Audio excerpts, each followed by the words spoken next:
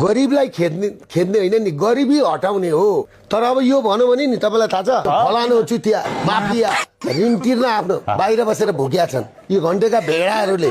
त्यो लेख्छन् नि घन्टेका भेडाहरू। अब यिनीहरूले फेरि कस्तो राखेको छ भने कोही भेडा जस्तो अनुहार गरेका, कोही घोरल जस्ता अनुहार गरेका बिग्रिया नि बेता बसेका महिलाहरू राखेर छ मुख छाड्नलाई। यो व्यवस्था अब तलमाथि भयो भने नि भाइ, राजसपाका समर्थक छन् नि हिजो घन्टी बजाएर हिँड्ने सबलाई मान्छेले लखेट छन्। हाम्रो झापामा सुरुङ्गा छ क्या, घन्टेको उद्गम स्थल, माओवादीको रोल्पा भने जस्तो, काङ्ग्रेसको मोरङ जुट मिल भने जस्तो नि सुरुङ्गाका 70% मान्छे नि सरकारी जग्गामा छन्, खोलाका बगरमा। अब नि के हुन्छ त्यो, उहाँ हाम्रोमा गएर निसा डाँगी गिटी बालुवा बन्द गरे अरे। गिटी बालुवा भनेको के हो बुझ्नु पर्दैन। घर बनाएपछि बाउ बन्छ अरे, छोराछोरी जन्मेपछि मात्रै महिलाहरू केटीहरू आमा बन्छन् अरे। आफू बिहा नै नगर्ने, संसदमा यस्तो गर्ने कसलाई?